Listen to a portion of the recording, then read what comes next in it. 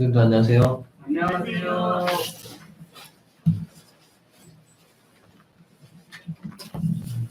말씀에 들어가기 앞서서 선생님들에게 한 가지 퀴즈를 내겠습니다. 이것은 무엇일까요? 제가 그 이것이라고 이 단어가 들어가는 그 구절을 네 가지를 제가 한번 읽어보겠습니다. 첫 번째, 이 말씀은 나의 이것 중에 위로라. 주의 말씀이 나를 살리셨기 때문이니이다.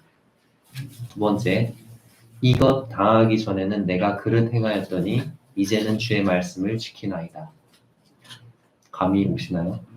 세 번째, 이것 당한 것이 내게 유익이라. 이로 말미암아 내가 주의 율례들을 배우게 되었나이다.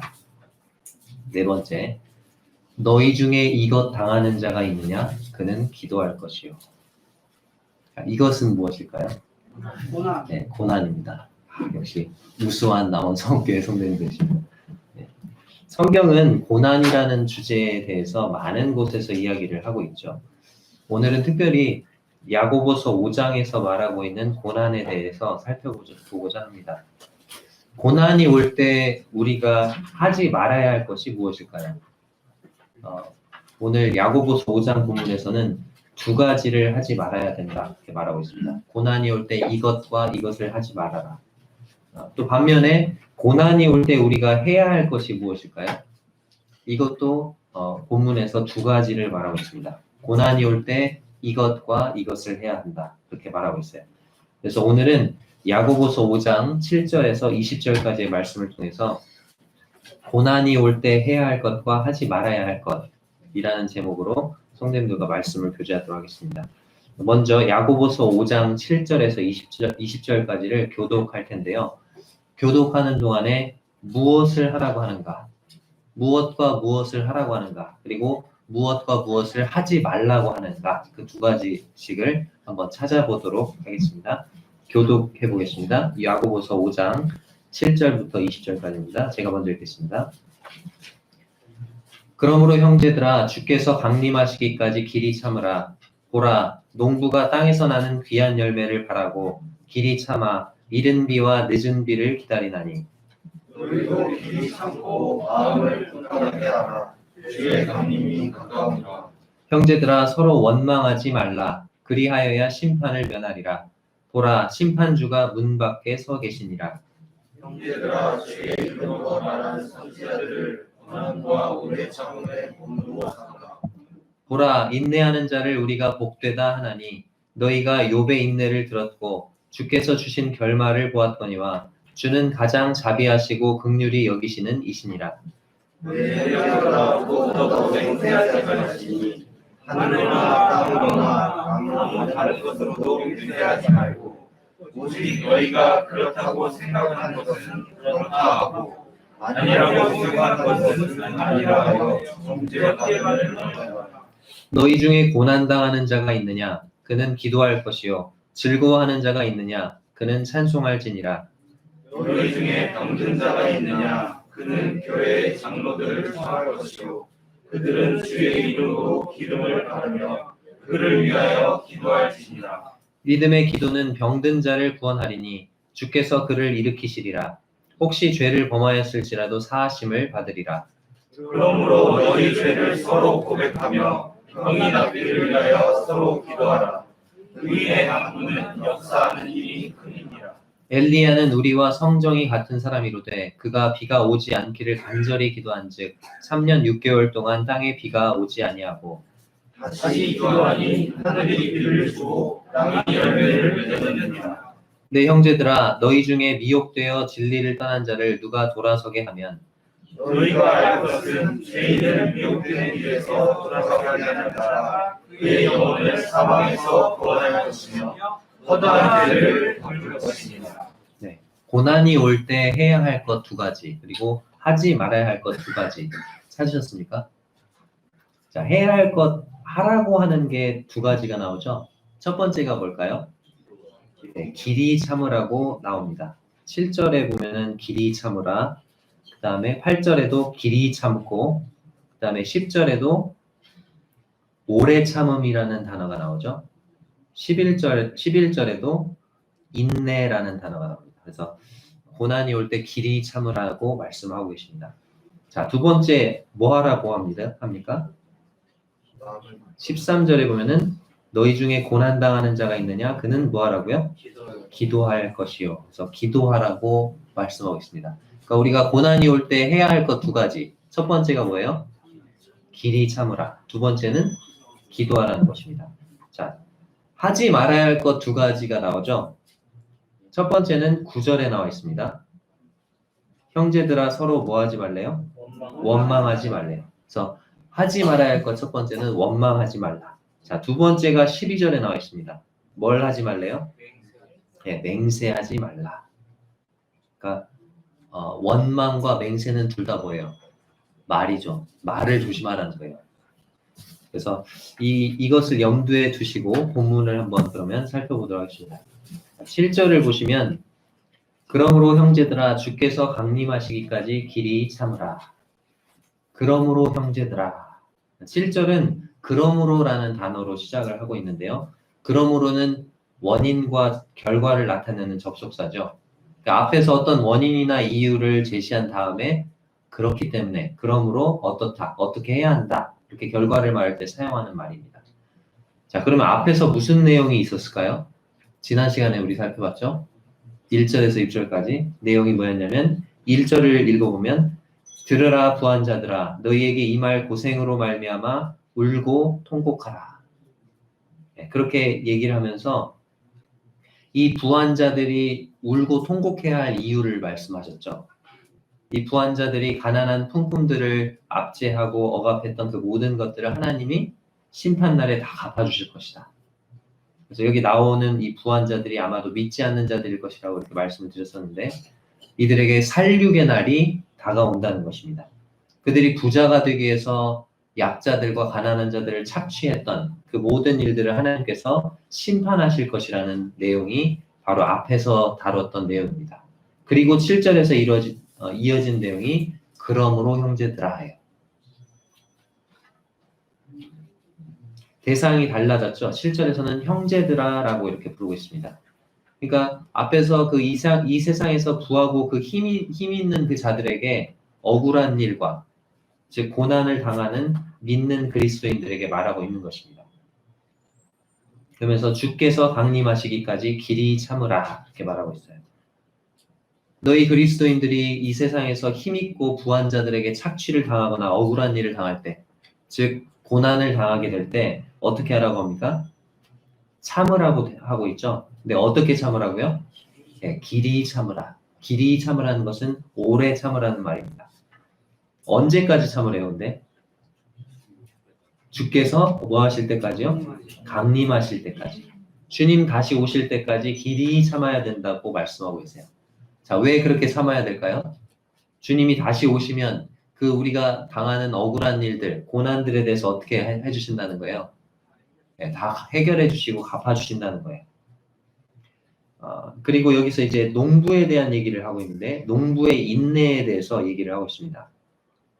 보라 농부가 땅에서 나는 귀한 열매를 바라고 길이 참아 이른 비와 늦은 비를 기다리나니.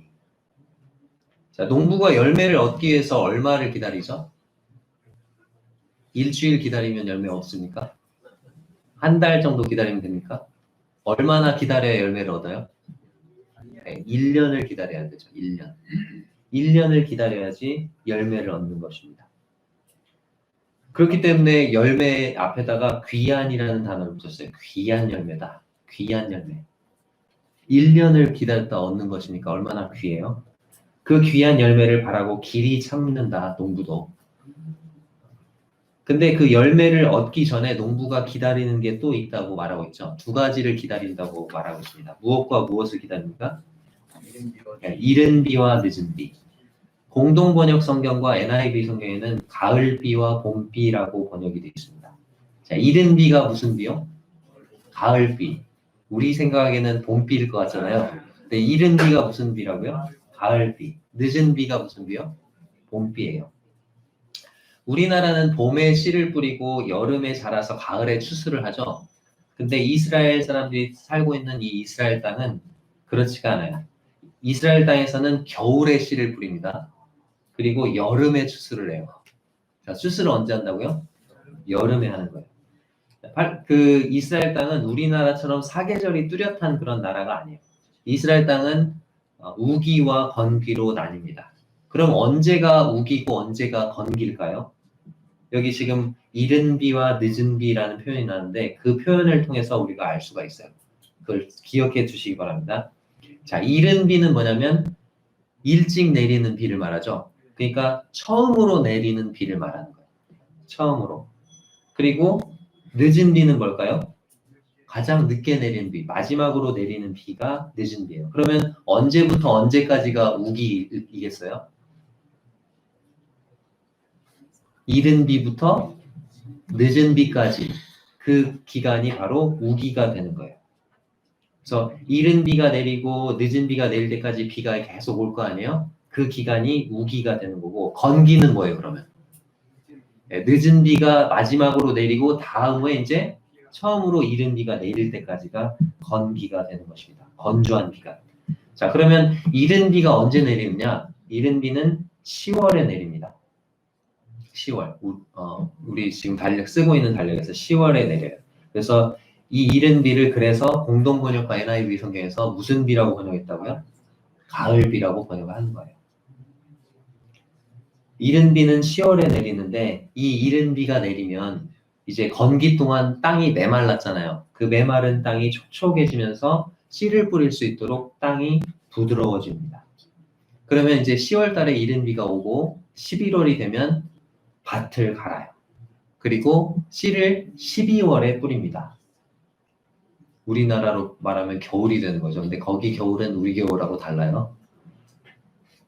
자, 그리고 늦은 비가 언제 오냐면 4월에 와요. 그래서 늦은 비를 아까 무슨 비라고 번역했다고요? 봄비라고 번역했다고 그랬죠. 그래서 이 늦은 비가 내리고 나서 5월부터 건기가 시작이 되는데 곡식이 이제 그때부터 바싹바싹 익는 거예요. 우리나라 가을처럼. 그래서 이제 6월이 되면 이른 무화과가 있고요. 7월에는 포도를 수확합니다. 8월에는 올리브를 수확을 하고 9월이 되면 대추야자와 여름 무화과를 수확을 합니다. 그래서 수확기가 언제 끝나요? 여름에 끝나요. 우리나라는 언제 끝나죠? 가을에 끝나죠. 근데 여름에 끝나는 거예요. 그래서 그 마태복음 24장에 보면 예수님께서 무화과 나무의 비유를 배우라. 그 가지가 연하여지고 잎사귀를 내면 언제가 가까운 줄 안다고 그랬죠? 여름이 가까운 줄 아나니 이와 같이 너희도 이 모든 일을 보거든 인자가 가까이 곧 눈앞에 이른 줄 알라. 왜 예수님께서 예수님의 재림 시기를 가을이나 겨울이 아니라 여름에 비유를 했을까요? 여름이 뭐니까? 네, 추수할 시기이기 때문에 그렇습니다. 실제로 예수님이 재림하시게 될 때 알곡과 쭉정이를 골라낼 것이라고 말씀하시잖아요. 그래서 여름이 추수할 시기이기 때문에 그렇게 비유를 한 것입니다. 아무튼 농부는 열매를 얻기 위해서 1년이라는 오랜 시간을 참습니다. 씨를 뿌리기 위해서 이른 비를 기다리고 또 곡식이 자라서 추수할 수 있도록 늦은 비를 기다리는 것입니다. 그런 오랜 기다림 끝에 귀한 열매를 얻게 되는 거죠. 자, 8절을 같이 읽겠습니다. 시작. 너희도 길이 참고 마음을 굳건하게 하라. 주의 강림이 가까우니라. 자, 농부가 그렇게 길이 참는 것처럼 너희도 바로 우리 그리스도인들도 어떻게 하라고요? 길이 참고 마음을 굳건하게 하라는 것입니다. 왜요? 뭐가 가깝다고요? 네, 주의 강림이 가깝기 때문에 그렇다. 근데 얼마나 주의 강림이, 주님의 재림이 가까울까요? 9절에 보니까 얼마나 가까운지가 나와 있습니다. 9절 마지막 부분에 보니까 보라 심판주가 어디 계신데요? 네, 문 밖에 서 계십니다.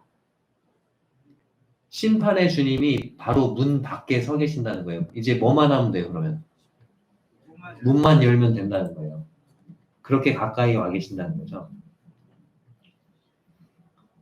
9절에 보니까 형제들아 서로 원망하지 말라. 그리하여 심판을 면하리라. 우리가 어려움이나 고난이 오게 되면은 뭘 하기가 쉽죠? 네, 원망하기가 쉬워요. 불평하기가 쉽습니다. 근데 여기서 서로 원망해서는 안 된다고 말하고 있어요. 왜냐하면 원망하는 사람은 심판을 받게 되기 때문에 그렇습니다. 여기 나오는 이 심판은 구원을 잃어버리고 지옥을 간다는 그런 심판이 아니고 이 우리가 원망한 것에 대해서 그리스도의 심판대 앞에서 왜 원망했는가에 대해서 주님이 책임을 물으실 것이라는 것입니다. 그래서 상을 잃게 되는 거죠. 고난을 잘 참으면 보상을 받을 텐데 말로 까먹는 거예요, 상을. 그래서 우리가 고난을 참는 가운데 원망의 말로 내가 받을 상을 잃어버리지 않도록 주의해야 된다고 말하고 있습니다. 자, 10절을 같이 읽어볼게요. 시작. 형제들아 주의 이름으로 말한 선지자들을 고난과 오래 참음의 본으로 삼으라. 여기 보니까 고난과 오래 참음이라고 돼 있죠. 고난하고 나서 다음에 나오는 단어가 뭡니까? 오래 참음. 자, 고난이 올 때 우리가 뭘 배우게 되죠? 오래 참는 법을 배우죠. 그 로마서 5장에 보면은 고난이란 단어가 환난이란 단어로 이렇게 표현이 되어 있고 오래 참음이란 단어가 인내라는 단어로 표현이 되어 있습니다. 그래서 로마서 5장과 3절, 5장 3절 4절에 보면 우리가 환난 중에도 즐거워할 수 있다. 왜냐하면 환난은 인내를, 인내는 연단을, 연단은 소망을 이루기 때문이다. 그렇게 말하고 있는데 환난이 오게 될 때 우리가 그 환난을 참는 법을 배우게 되죠. 그래서 환난은 인내를 이루게 됩니다. 그리고 인내는 뭘 이루어요?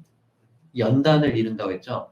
인내를 하면서 환난이 올 때 그것을 인내하면서 우리의 인격이 어떻게 됩니까? 단련이 됩니다. 그리고 연단은 소망을 낳습니다. 우리의 인격이 고난을 참는 가운데 단련이 되면 단련이 될수록 우리의 눈은 어디를 바라보게 돼요? 더욱더 하늘의 소망을 바라보게 됩니다. 그래서 환난은 인내를 그리고 인내는 연단을 연단은 소망을 이룬다고 말하고 있습니다. 그렇기 때문에 우리가 환난 중에도 즐거워할 수 있다고 말하고 있어요. 자, 10절과 11절을 다시 한번 읽어보겠습니다. 제가 읽어보겠습니다. 형제들아 주의 이름으로 말한 선지자들을 고난과 오래 참음의 본으로 삼으라. 보라 인내하는 자를 우리가 복되다 하나니 너희가 욥의 인내를 들었고 주께서 주신 결말을 보았거니와 주는 가장 자비하시고 긍휼히 여기시는 이시니라. 자, 여기 10절과 11절에 보면은 고난과 오래 참음의 본이 되는 사람들이 나와요. 10절에 한 부류의 사람들이 나오고 11절에 한 사람이 나옵니다. 누굽니까? 먼저 10절에 주의 이름으로 말한 선지자들이 나와요. 그리고 11절에는 누가 나오죠? 욥이 나옵니다. 자, 주의 이름으로 말한 선지자들이란 말은 하나님의 이름으로 말한 선지자들, 즉 하나님이 전하라고, 하나님이 말하라고 하신 것을 말했다가 고난을 받았던 선지자들을 말합니다. 하나님이 전하라고 하는 거 전했다가 고난을 받았는데 그 고난 가운데 인내했다는 거예요, 이 선지자들이. 자, 예를 들어볼까요? 이사야 선지자. 이사야 선지자는 우시야, 요담, 아하스, 히스기야, 므낫세 이런 왕 때 활동했던 선지자인데 이사야 선지자가 이사야 53장에 이런 말씀을 하죠. 우리가 전한 것을 누가 믿었느냐. 즉 이사야 선지자가 전하는 이 하나님의 말씀을 백성들이 믿었다는 거예요? 안 믿었다는 거예요? 안 믿었다는 거예요. 히브리서 11장에 보면은 믿음의 용사들을 쭉 나열을 하다가 37절에 보면은 어떤 이들은 톱으로 켜서 죽임을 당했다. 그렇게 돼 있는데 이 톱으로 켜서 죽임을 당한 게 바로 이사야의 이야기입니다. 이사야 왕이 므낫세 왕 때 톱으로 켜서 반토막으로 그렇게 죽임을 당했어요. 또 예레미야 선지자 아시죠? 예레미야 선지자를 무슨 선지자라고 하죠? 눈물의 선지자라고 하죠. 왜 많은 눈물을 흘렸을까요? 자기가 하나님의 이름으로 주의 이름으로 아무리 전해도 백성들이 들어야 안 들어요? 안 듣는 거예요. 그리고 멸망을 당하는 모습을 그렇게 지켜본 거예요. 그 과정 가운데 많은 고난을 겪죠. 여호야김 왕 때는 이 예레미야 선지자를 찾아서 죽이려고 하잖아요. 왕이. 시드기야 왕 때는 시위대들 구덩이에 갇히잖아요. 죽을 뻔하잖아요. 계속. 그런 고난들을 겪습니다. 자, 그리고 두 번째 욥이 나오죠. 욥은 이 세상에서 가장 짧은 시간에 가장 많은 것을 잃어버린 사람이죠. 하루에 모든 재산을 잃어버리고 모든 자녀들 10명을 한순간에 다 잃어버립니다. 막 종들이 와서 정신이 없잖아요. 막 약대들이 어떻게 다 죽었습니다. 말이 끝나기도 전에 또 다른 종이 와서 또 어떤 일이 일어났습니다. 또 일어났습니다. 그렇게 한순간에 그 모든 것을 잃어버린 사람이 바로 욥입니다. 근데 11절에 보니까 보라 인내하는 자를 우리가 복되다 하나니 너희가 욥의 인내를 들었고 주께서 주신 결말을 보았거니와 주는 가장 자비하시고 긍휼히 여기시는 이시니라. 자, 인내하는 자를 우리가 어떻다고 한다고요? 복되다고 한다고 말하고 있습니다. 욥기를 통해서 우리는 욥의 인내를 보게 되죠. 그리고 하나님께서 그 인생 가운데 어떤 결말을 주시는지를 봅니다. 맨 욥 마지막에 보면 욥이 잃었던 그 모든 것들을 하나님께서 어떻게 주시죠? 그냥 그 숫자대로 주셨나요? 어떻게 주시죠? 네, 갑절로 주세요. 2배로 주세요. 뭐 한 500마리를 잃어버렸다 하면 1000마리를 주시고 1000마리를 잃어버렸다 하면 2000마리를 주시고 그런 식으로 갑절을 주세요. 근데 제가 욥기를 읽으면서 좀 궁금했던 점이 있어요. 다른 건 다 갑절로 주시는데 뭐만? 네, 자녀들이 욥이 아들이 7명, 딸이 3명, 그래서 10명이 있었거든요. 10명을 잃어버렸잖아요. 근데 하나님이 자녀를 다시 다른 갑절로 주시는데 자녀는 몇 명 줬어요? 네, 20명을 줘야지 맞을 것 같은데 몇 명 줬어요? 10명. 제가 언젠가 욥기서 강해를 들으면서 그 어떤 분이 이제 그것을 설명을 해주시는데 욥은 자녀를 잃어버린 것이 아니래요. 왜요? 천국에 가면 다시 만날 수 있으니까. 우린 자녀를 잃어버렸다고 표현을 쓰잖아요. 그건 잘못된 표현인 거예요. 하나님 보실 때. 욥은 결코 자녀를 잃어버린 것이 아닌 거예요. 양떼나 이런 것들은 잃어버리면 다시 도로 찾을 수 없잖아요. 다시 볼 수도 없고. 그러나 자녀들은 다시 만나게 될 것이기 때문에 자녀들이 죽었지만 자녀들을 잃어버린 것이 아니다. 그렇기 때문에 모든 것은 2배로 주셨는데 자녀들은 어떻게 주셨어요? 네, 그냥 10명을 주신 거예요. 우리는 고난당할 때 하나님이 나를 버리셨나 이렇게 생각을 하기 쉽죠. 욥이 그랬어요. 욥이. 그러나 우리가 기억해야 될 게 있어요. 고난당할 때. 11절 맨 마지막 부분. 주는 어떤 분이시라고요? 가장 자비하시고 긍휼히 여기시는 이시니라. 하나님은 우리가 고난당할 때 우리의 모든 슬픔과 아픔을 아신다는 거예요. 그리고 우리에게 최선의 자비와 긍휼을 베푸시기 원하신다는 것입니다. 근데 고난당할 때 우리는 이걸 자주 잊어버리죠. 하나님이 나를 버리셨나 봐. 나의 이 아픔과 슬픔을 모르시나 봐. 이렇게 생각하잖아요. 그러나 우리는 이 사실을 기억해야 됩니다. 주는 가장 자비하시고 긍휼히 여기시는 분이시라는 것입니다. 자, 12절 같이 읽겠습니다. 시작. 내 형제들아 무엇보다도 맹세하지 말지니 하늘로나 땅으로나 아무 다른 것으로 맹세하지 말고 오직 너희가 그렇다고 생각하는 것은 그렇다 하고 아니라고 생각하는 것은 아니라 하여 정죄 받음을 면하라. 자, 고난을 당했을 때 우리가 잘 참는 거 중요해요. 잘 참는 거 중요한데 욥도 잘 참았죠. 근데 욥처럼 인내는 잘 하는데 욥이 실수한 게 있어요. 뭐예요? 말의 실수. 말의 실수. 내가 하늘을 두고 맹세하는데 나는 정말 순전함을 지켰어. 그런데도 이런 고난을 받고 있어. 내가 땅을 두고 맹세하는데 하나님 걸고 맹세하는데 나는 순전함을 지켰는데 이런 일을 겪고 있어. 이런 말을 하지 말라는 것입니다. 고난 중에 인내하면서 우리가 하지 말아야 할 것. 아까 원망하지 말라고 그랬죠. 하나님 원망하지 말고 또 한 단은 뭐예요? 맹세하는 말. 이런 말들을 하지 말라는 거예요. 말로 실수하지 말라는 거예요. 길이 참으면서. 그리스도인은 그렇다 하면 그런 것이 돼야 되고 아니다 하면 아니다가 돼야 되지 거기에다가 뭔가를 더 보태고 맹세하는 말 이런 말을 하면 안 된다는 것입니다. 거기서 더 넘어가면 정죄를 받는다는 거예요. 심판대 앞에서. 고난 가운데 우리에게 필요한 것은 길이 참는 것이다. 하고 좌절하고 낙심하기가 쉽습니다. 그래서 하나님을 잊어버리기가 쉽습니다. 또 즐거울 때는 또 그 즐거움에 취해서 즐거움을 우리에게 허락하신 하나님을 잊어버리기가 쉽습니다. 기쁠 때나 슬플 때나 그리고 밝을 때나 어두울 때나 우리는 하나님을 기억해야 한다고 여기 13절에서 말하고 있죠. 밝을 때에는 우리 인생 가운데 그 빛을 허락해 주신 하나님을 찬송해야 한다. 그리고 어두울 때는 그 어둠 속에서 우리에게 긍휼을 베풀고 계시는 하나님에 기도해야 한다. 이렇게 말하고 있습니다. 14절에서 16절까지 같이 읽겠습니다. 시작.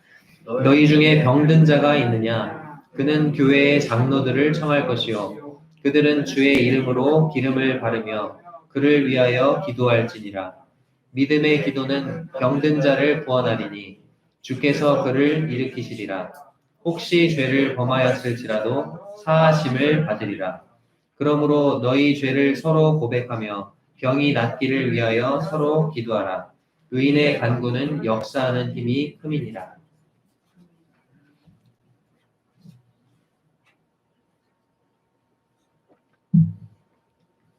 여기 병에 대해서, 질병에 대해서 얘기를 하고 있는데 우리가 질병에 대해서 기억해야 될 것들이 있습니다.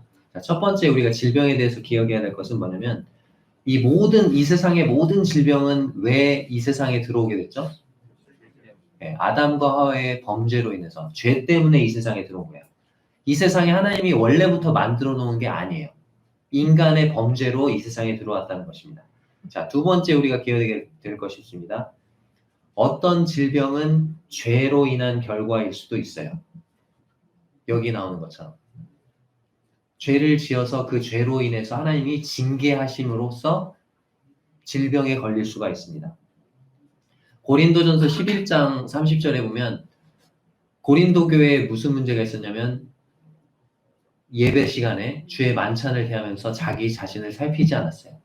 고린도 성도들 가운데 분열이 있었어요. 분파가 있었고 또 가난한 성도들을 업신여기면서 그 주의 만찬에 참여를 했어요. 그래서 그 결과 어떻게 됐어요? 이러므로 너희 중에 약한 자가 많고 병든 자가 적지 아니하니 그랬어요. 그러니까 고린도 교회 성도들 중에 질병에 걸린 이유가 뭐예요? 예배를 경홀히 여기고 죄 가운데 있으면서 예배에 참여함으로써 병에 걸렸던 것입니다. 자, 그 세 번째 기억해야 될 것. 질병에 대해서. 그러나 그럼에도 불구하고 모든 질병이 죄 때문에 생기는 것은 아니라는 것입니다. 어떤 성도가 병에 걸렸다고 해서 저 성도가 죄를 졌나 보다 이렇게 무조건 생각하면 돼야 한대요? 안 된다는 거예요. 요한복음 9장에 보면은 날 때부터 소경으로 태어난 사람이 있었죠. 그러니까 제자들이 저 사람 죄 때문에 저 사람이 소경으로 태어난 겁니까? 아니면 부모 죄 때문에 그런 겁니까? 예수님이 뭐라고 하시죠? 저 사람의 죄도 부모의 죄도 아니다. 하나님이 어떤 일을 하시는지를 나타내기 위해서 저렇게 소경으로 태어난 것이다. 그렇게 말하고 있죠. 모든 질병이 죄와 상관이 있는 것이 아니라는 거예요. 자, 네 번째 기억해야 될 거. 어떤 질병은 사탄이 역사한 결과일 수도 있습니다. 우리가 아까 욥을 살펴봤는데 욥이 질병에 걸리죠. 악창이 생기죠. 몸에. 그것이 뭐 때문에 그래요? 네, 사탄이 역사한 결과로 그랬었습니다. 누가복음 13장에 보면은 안식일에 주님께서 등이 굽은 여자를 고치시는데 그러면서 뭐라고 하시냐면 내가 이 18해 동안 사탄에게 매인받은 이 아브라함의 딸을 안식일에 고치는 것이 마땅하지 않느냐 이렇게 말씀하셨어요. 그리고 사도 바울도 몸에 그런 육체의 가시가 있다고 얘기했죠. 그것을 사탄의 사자라고 얘기를 했습니다. 즉 사탄의 역사한 결과로 질병에 걸릴 수 있다는 거예요. 자, 다섯 번째 기억해야 될 것은 모든 질병의 치유는 하나님으로부터 말미암는다는 거예요. 출애굽기 15장에 보면 나는 너희를 치료하는 여호와이다 이렇게 말씀하시죠. 그래서 모든 치료는 누구에게 달려 있어요? 하나님께. 근데 치료를 하실 때 자연적인 신체 회복 과정을 통해서 치유하실 때가 있습니다. 휴식을 취하고 약을 먹고 의사를 찾아가고. 그래서 어떤 분이 이렇게 얘기를 했어요. 의사는 상처를 감싸준다. 그러나 하나님이 그것을 치료하신다. 그래서 궁극적으로 우리의 몸을 치료하시는 분은 누구예요? 하나님이시라는 거예요. 때때로 기적적인 방법으로 치유를 하시기도 합니다. 복음서에 나오는 것처럼. 그러나 하나님께서 모든 경우에 성도들의 모든 병을 다 고쳐주시는 것은 아니에요. 때로 성도들에게 질병을 남겨두시기도 한다는 것입니다. 자, 그러면 우리가 그 질병에 대한 것들을 한번 이렇게 쭉 살펴봤는데 여기에 지금 나오는 방금 14절에서 16절까지 나오는 이 질병은 어떤 경우일까요? 여기에 나오는 질병은 죄로 인한 질병의 경우인 것 같습니다. 어떻게 할 수 있냐면 15절에 보면은 혹시 죄를 범하였을지라도 사하심을 받으리라. 그런 말이 나오죠. 16절 보면은 그러므로 너희 뭘 서로 고백하래요? 너희 죄를 서로 고백하며 병이 낫기를 위하여 서로 기도하라. 자, 그리고 17절과 18절에 보면은 누구의 기도를 예로 들고 있어요? 엘리야의 기도를 예로 들고 있어요. 자, 엘리야가 기도해서 비가 내리지 않았다가 또 비가 내리는 그 경우를 예로 들고 있는데 이스라엘이 하나님 앞에 죄를 범했잖아요. 우상 숭배를 했어요. 죄를 범했고 그랬을 때 엘리야가 이 이스라엘이 범한 죄에 대해서 기도를 했을 때 가뭄이 왔어요. 3년 반 동안. 그리고 갈멜산에서 바알의 선지자들과 결투를 벌이죠. 그런 다음에 하나님께 이제 이스라엘 백성들이 회개하고 돌이키는 마음을 가지게 됐을 때 다시 기도를 하니까 어떻게 됐어요? 하늘에서 비가 내린 거예요. 그러니까 이 지금 엘리야의 기도가 뭐와 상관이 있어요? 이스라엘의 죄와 상관이 있는 거예요. 그렇기 때문에 여기 지금 나와 있는 너희 중에 병든 자가 있느냐? 그는 교회의 장로들을 청할 것이요 하면서 이렇게 쭉 나와 있는 이게 무엇과 상관이 있다? 네, 죄와 상관이 있는 질병이라는 것을 알 수 있습니다. 그래서 이 본문이 범죄로 인해서 질병에 걸린 경우를 다루고 있는데 어떤 성도가 이제 죄를 지었어요. 그래서 병에 걸렸어요. 우리는 일단 병에 걸리면 먼저 생각해 봐야 됩니다. 이 병이 혹시 내가 범한 죄로 인해서 이 병에 걸린 것은 아닌가. 물론 앞서 살펴본 것처럼 모든 질병이 죄로 인한 것은 아니에요. 근데 곰곰이 이렇게 생각을 해보니까 이 병이 내가 어떤 죄를 범했기 때문에 하나님께서 나의 믿음을 회복시키시기 위해서 징계로 내리신 그런 거라면은 어떻게 해야 됩니까? 자신의 죄를 어떻게 해야 돼요? 네, 뉘우치고 자백해야 돼요. 그래서 누구를 청하는 거예요? 네, 교회 장로들을 청하고 자기의 죄를 장로들에게 뭐 하는 거예요? 고백하는 것입니다. 그리고 장로들은 주님의 이름으로 그에게 기름을 바르고 그를 위해서 기도한다고 되어 있습니다. 자, 무엇을 위해서 기도할까요? 두 가지를 위해서 기도하겠죠? 첫 번째는 하나님께서 이 사람의 죄를 어떻게 해주시도록? 사해 주시도록. 그리고 두 번째, 죄를 사해 주심과 동시에 뭐가 낫도록? 이 병이 낫도록. 여기 장로들이 기름을 바른다고 돼 있는데 이 기름은 당시에 상처에 바르던 것입니다. 선한 사마리아인의 비유에 보면은 강도를 만난 상처에 뭘 붓죠? 네, 포도주와 기름을 붓죠. 그래서 이것은 치유제라고 볼 수가 있습니다. 어떤 분들은 오늘날에도 병자에게 기름을 바르며 기도해야 된다. 그렇게 분별하는 분들도 있어요. 하지만 저는 오늘날에는 약을 먹고 또 의사의 도움을 받는 것을 의미한다고 분별을 합니다. 자, 15절 같이 읽어볼까요? 시작. 믿음의 기도는 병든 자를 구원하리니 주께서 그를 일으키시리라. 혹시 죄를 범하였을지라도 사하심을 받으리라. 자, 이렇게 장로들이 이제 기도하는 거예요. 기도를 했을 때 기도 응답을 받게 된다면 주께서 그를 일으키실 것입니다. 즉 질병을 회복시켜 주시겠죠. 또 두 번째, 혹시 죄를 범하였을지라도 뭘 얻는다고요?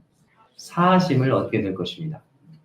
16절. 그러므로 너희 죄를 서로 고백하며 병이 낫기를 위하여 서로 기도하라. 의인의 간구는 역사하는 힘이 큼이니라. 자, 16절에 보면은 우리는 이렇게 만약에 이 질병이 범죄로 인해서 온 것이라면 그 사람의 병이 낫기만을 위해서 기도하면 돼야 안 돼요? 안 되는 거죠. 병이 뭐 때문에 왔어요? 죄 때문에 온 거예요. 그러니까 죄 문제가 해결되도록 죄 사함을 받도록 기도하고 그리고 그 다음에 이 병이 고침을 받도록 기도해야 합니다. 여기 보니까 너희 죄를 서로 고백하며 병이 낫기를 위하여 서로 기도하라. 죄로 인해서 병이 온 경우에는 그 병을 위해서만 기도해서는 안 됩니다. 죄를 자백하는 게 필요한 거죠. 왜냐하면 그 병이 죄로 인해서 온 것이기 때문에. 죄 문제가 해결되지 않으면 이런 경우에는 병이 나을 수 없는 거예요. 왜냐하면 하나님께서 죄 때문에 징계로 병을 주신 것이기 때문에 그렇습니다. 자, 그러면서 의인의 간구는 역사하는 힘이 크다. 얼마나 크죠? 3년 반 동안 비가 오지 않게 할 수 있을 만큼 크다는 거예요. 17절과 18절에서 엘리야의 기도에 대해서 얘기를 하고 있죠. 자, 근데 엘리야가 위대하고 대단한 사람이라서 이런 기도 응답을 받은 것일까요? 아니라고 돼 있죠. 엘리야는 우리와 무엇이 같은 사람이다? 네, 성정이 같은 사람이다. 쉽게 말해서 우리와 똑같은 사람이다라는 거예요. 자, 이 엘리야의 기도에서 배울 점이 두 가지가 있습니다. 첫 번째는 엘리야는 그냥 기도한 게 아니고 하나님의 약속의 말씀에 근거해서 기도했어요. 자기 자의로 기도한 게 아니고요. 여기 잠깐 손을 놓고 신명기 11장을 찾아볼게요.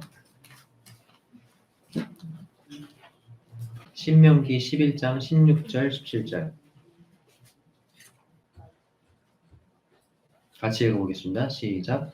너희는 스스로 삼가라. 두렵건대 마음에 미혹하여 돌이켜 다른 신들을 섬기며 그것에게 절함으로 여호와께서 너희에게 진노하사 하늘을 닫아 비를 내리지 아니하여 땅이 소산을 내지 않게 하심으로 너희가 여호와께서 주신 아름다운 땅에서 속히 멸망할까 하노라. 하나님께서 모세를 통해서 이미 이렇게 경고하셨어요. 뭐라고요?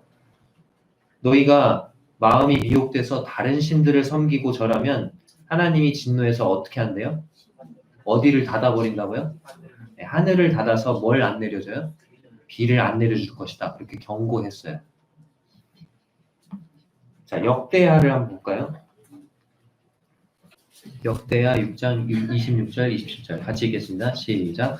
만일 그들이 주께 범죄함으로 말미암아 하늘이 닫히고 비가 내리지 않는 주의 벌을 받을 때에 이곳을 향하여 빌며 주의 이름을 인정하고 그들의 죄에서 떠나거든 주께서는 하늘에서 들으사 주의 종들과 주의 백성 이스라엘의 죄를 사하시고 그 마땅히 행할 선한 길을 가르쳐 주시오며 주의 백성에게 기업으로 주신 주의 땅에 비를 내리시옵소서. 솔로몬이 성전을 봉헌하면서 하나님께 드린 기도인데 여기 보니까 그들이 주께 범죄함으로 말미암아 하늘이 닫히고 비가 내리지 않는 벌을 받을 때 만약에 죄에서 떠나고 하나님께 빌면 하나님이 하늘에서 들으시고 어떻게 해달라고요? 그들의 죄를 사해 주시고 그 다음에 비를 내려달라. 그렇게 솔로몬이 기도했을 때 하나님이 응답해 주시죠. 한 장 넘겨서 7장 12절에서 14절 시작. 밤에 여호와께서 솔로몬에게 나타나사 그에게 이르시되 내가 이미 내 기도를 듣고 이곳을 택하여 내게 제사하는 성전을 삼았으니 혹 내가 하늘을 닫고 비를 내리지 아니하거나 혹 메뚜기들에게 토산을 먹게 하거나 혹 전염병이 내 백성 가운데 유행하게 할 때에 내 이름으로 일컫는 내 백성이 그들의 악한 길에서 떠나 스스로 낮추고 기도하여 내 얼굴을 찾으면 내가 하늘에서 듣고 그들의 죄를 사하고 그들의 땅을 고칠지라. 하나님께서 솔로몬의 기도를 들으셨다고 말하고 계시죠. 그래서 내가 하늘을 닫아서 비를 내리지 않게 했을 때 우리 그 백성들이 악한 길에서 떠나고 스스로 낮추고 기도해서 하나님을 찾으면 하나님이 하늘에서 들으시고 그들의 죄를 사하시고 땅을 고쳐주겠다. 그렇게 말씀하고 계세요. 자, 그러니까 비가 내리느냐 마느냐가 중요한 게 아니고 뭐가 선행돼야 돼요. 이스라엘 백성이 하나님 앞에 어떻게 해야지 비가 내려요? 네, 회개하고 죄를 돌이켜야 비가 내리는 거예요. 여기 나오는 것처럼 이 사람도 뭘 해야 병이 나아요? 자기 죄를 자백하고 돌이켜야, 그래야 하나님께서 그 병을 낫게 해주신다는 것입니다. 다시 본문으로 돌아와서요.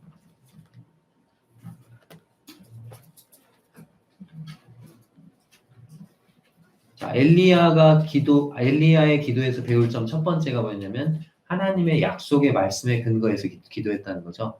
이런 하나님의 약속의 말씀에 근거해서 하나님, 이스라엘 백성들이 지금 하나님 앞에 범죄했습니다. 그러니까 비를 내리지 말아 주십시오.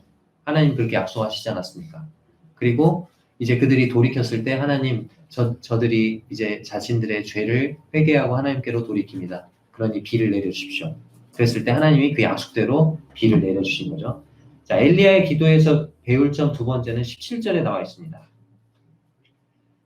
엘리야는 우리와 성정이 같은 사람이로되 그가 비가 오지 않기를 어떻게 기도했다고요? 네, 간절히 기도했다고 되죠.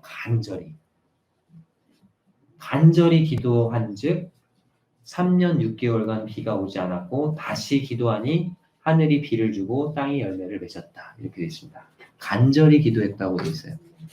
하나님 약속에 근거해서 기도했을 뿐만 아니라 어떻게 기도했다고요?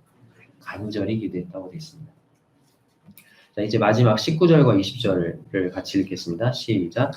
내 형제들아, 너희 중에 미혹되어 진리를 떠난 자를 누가 돌아서게 하면 너희가 알 것은 죄인을 미혹된 길에서 돌아서게 하는 자가 그의 영혼을 사망에서 구원할 것이며 허다한 죄를 덮을 것입니다.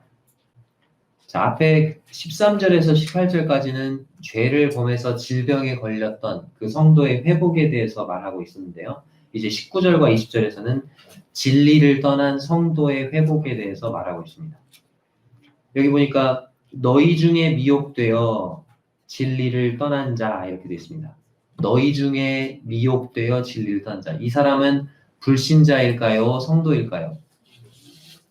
성도가 되겠죠. 너희 중에 있는 사람인데 너희 중에 있었다가 미혹이 돼서 진리를 떠난 사람. 성도가 되겠습니다. 잘못된 교리에 미혹되었거나 아니면 이 세상 정욕에 미혹되어서 주님을 떠난 성도에 대해서 말하고 있어요. 근데 그 성도를 돌아서게 하는 것에 대해서 얘기를 하고 있어요. 자, 그 성도를 돌아서게 하기 위해서 어떤 일을 해야 될까요? 그 성도에게 전화를 하고 또 찾아가서 만나고 그런 일들 해야죠. 물론. 근데 그것보다도 더 중요한 일이 있습니다. 지금 방금 전까지 계속 뭐에 대해서 얘기하고 있죠? 기도. 네. 간절한 기도를 통해서 가능합니다. 사람의 마음을 바꾸고 회복시키는 일은 기도로만 가능해요. 전화하고 찾아가고 전화를 안 받아요. 안 만나줘요. 그럴 수 있잖아요. 근데 기도할 때 하나님께서 그의 마음을 움직여 주시면 하나님이 정하신 그때 그 사람의 마음이 돌이켜지고 또 돌아오는 것입니다. 그래서 우리는 기도의 끈을 놔서는 안 되는 거예요. 우리 교회 기도 제목에 나와 있잖아요. 모임 생활을 하지 못하고 있는 성도님들. 모임을 떠난 성도님들. 그 성도님들을 위해서 계속해서 교회가 기도하는 것이 필요합니다. 근데 이 주님을 떠나서 방황하는 성도를 교제 가운데로 회복시키는 일이 아주 중요하다 그렇게 말하고 있어요. 두 가지 면에서 중요하다고 말하고 있어요. 첫 번째는 누가 이렇게 진리를 떠난 자를 돌아서게 하면 그것은 어떤 일이래요? 죄인을 미혹된 길에서 돌아서게 하는 자가 그의 영혼을 뭐에서 구원한다고요? 네, 사망에서 구원하는 일이기 때문이다. 그의 영혼을 사망에서 구원하는 일이기 때문이다. 자, 영혼을 사망에서 구원하는 일이다. 영혼이 죽을 수 있나요? 이건 영혼의 죽음을 가리키는 건 아니겠죠? 자, 그러면 구원받은 성도이니까 이 사망이 둘째 사망, 즉 지옥에 가는 것도 아니겠죠? 자, 그럼 이 사망은 어떤 사망을 가리킬까요? 모임을 떠난 미혹돼 가지고 모임을 떠난 그 성도를 돌이키게 하는 것은 그의 영혼을 사망에서 구원하는 일이다. 이 사망은 어떤 사망일까요? 만약에 이 사람이 자, 아까 성도라고 했죠. 성도라면은 그런 생활을 계속 한다면 하나님이 어떻게 하실까요? 그 사람을 징계하시겠죠. 처음에는 어려운 일들, 고난들 이런 것들을 주실 거예요. 근데 그래도 안 들어. 그럼 뭘 주시죠? 방금 살펴본 것처럼 질병을 주실 수도 있겠죠. 근데 그래도 안 들어. 그러면 최후에는 하나님은 어떻게 하실까요? 그 성도를 질병으로도 말을 안 들어. 네, 그러면 이 세상에서 데려가시는 것입니다. 죽음을 통해서. 하나님이 원래 그의 인생을 통해서 뜻하고 계셨던 그 계획들을 하나도 이루지 못하고 무가치한 인생을 살다가 하나님이 그냥 데려가 버리시는 거예요. 너 여기다 그냥 놔뒀더니 안 되겠다. 그냥 나랑 있자. 데려가시는 거예요. 천국에서 상급이 별로 없겠죠. 근데 그런 그 성도를 돌이키게 했다? 그것은 그의 영혼을 뭐에서 구원하는 거라고요? 네, 사망에서 구하는 일이라고 말하고 있습니다. 그다음 두 번째, 왜 그렇게 돌이키게 하는 것이 중요하냐? 허다한 죄를 덮을 것이기 때문에 그렇습니다. 자, 이 미혹돼서 진리를 떠난 그 성도가 마음을 돌이키고 회개할 때 진리에서 벗어난 삶을 살았던 그의 많은 죄들을 하나님께서 어떻게 해주실까요? 용서해 주시는 것입니다. 그렇기 때문에 진리에서 떠나 방황하는 이 성도를 회복시키는 일은 그의 허다한 죄가 용서받도록 도와주는 일이에요. 하나님께서는 이 성도가 비록 떠났지만 다시 회개하고 돌이킬 때 그의 많은 그 죄를 덮어주시고 용서해주시고 그의 믿음을 회복시켜 주실 것입니다. 자, 오늘 야고보서 5장을 통해서 고난이 올 때 해야 할 것과 하지 말아야 할 것에 대해서 살펴봤습니다. 하지 말아야 될 것이 뭐였죠? 두 가지가 있었죠. 첫 번째, 원망하지 말라. 두 번째, 맹세하지 말라. 그 다음에 두 가지 해야 될 게 나와 있었죠. 두 가지 뭡니까? 길이 참으라. 길이 참으라. 왜냐하면 주님의 강림이 가깝기 때문에 주님이 재림하셔서 심판을 하시고 보상해 주실 것이기 때문에 또 길이 참을 수 있는 이유가 뭐예요? 주님은 가장 자비하시고 긍휼히 여기시는 분이시기 때문에 그렇기 때문에 우리가 고난 가운데 길이 참을 수 있는 것입니다. 자, 두 번째 해야 될 게 뭐죠? 기도하라. 근데 그 고난이 질병이라면 혹시 죄 때문은 아닌지 살펴보고 맞다면 죄를 자백하고 죄사함과 병낫기를 위해서 기도하라는 거예요. 또 함께 기도해야 될 게 있죠. 어떤 성도를 위해서 기도하라고요? 네, 진리를 떠난 이 성도의 회복을 위해서 기도하라고 말씀하고 계십니다. 이상으로 말씀 마치겠습니다. 감사합니다.